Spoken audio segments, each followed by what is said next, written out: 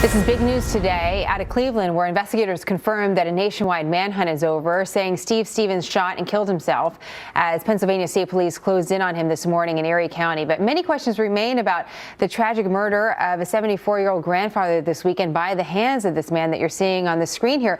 By the way, we have this video because he posted a lot of different video on Facebook. And so this is part of the resources that helped with the investigation. Joining me now, Cleveland Police Detective Steve Loomis. So, Steve, if you could, for our viewers, just sort of characterize your experience over the last few days in relation to this case.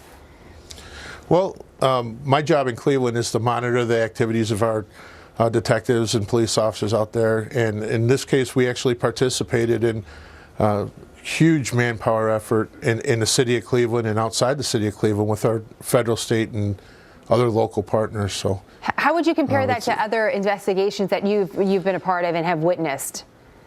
Well, you know, this one has a different flavor to it. Every single one of these things is tragic, and our hearts and souls go out to the family, Godwin family, and just what an incredible guy. Facebook is a double-edged sword. You know, this should have never been allowed to stay on there as long as it did. But because of that, if not for that, we wouldn't have got the media attention that we needed, and the help from the law-abiding citizens, and the horrifying things that people that shouldn't have had to see saw.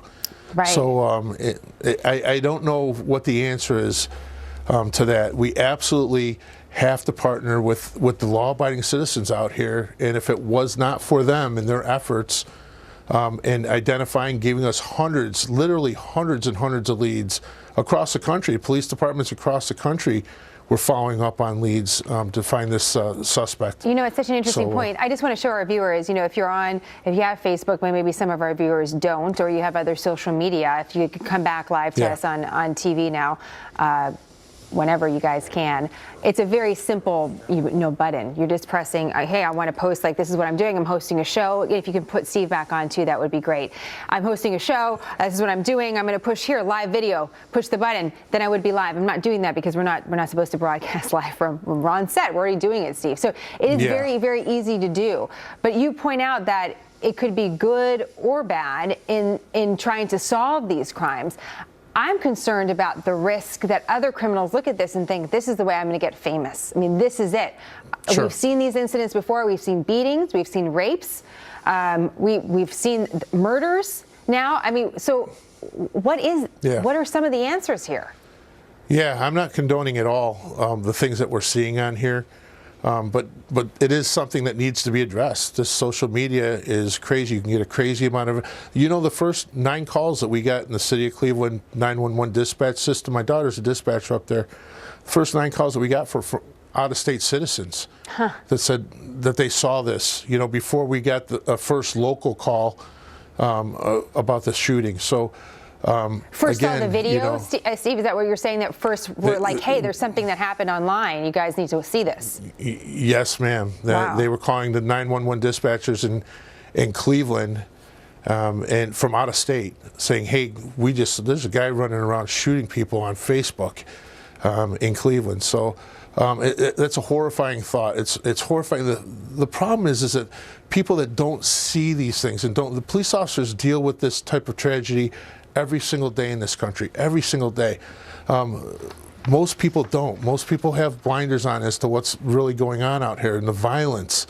And now they've seen it, and that's discouraging. I mean, it is, but as you point out, like, the facts are the facts, and so there is, in some cases, hey, we knew what this guy looked like, and we were able to talk about it freely amongst ourselves using social media and the news. I'm curious just about one other aspect of the case that has less to do with social media, and if we have that map ready to go, I'd like to show our viewers. It's a short drive between Cleveland and Erie, Pennsylvania, and during the press conference, it was said, well, hey, we were looking at this area before, and we were going to go back to this area. Steve, do you have any information as to why this particular area was a focus for law enforcement?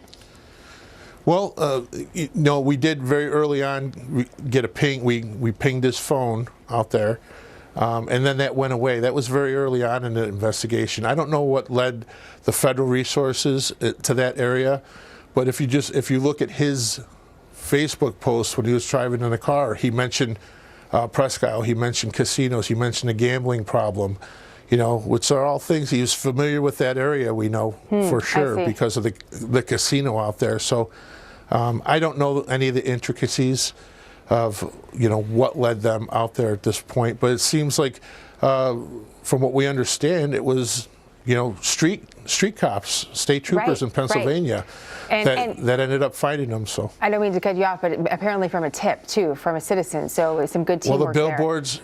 Yeah, the billboards across the country. Old-fashioned social media. Steve, we got to run, but we appreciate your insights. Yes. Thank you very much. We'll have more on this case as we get it, and we'll be right back with more happening now.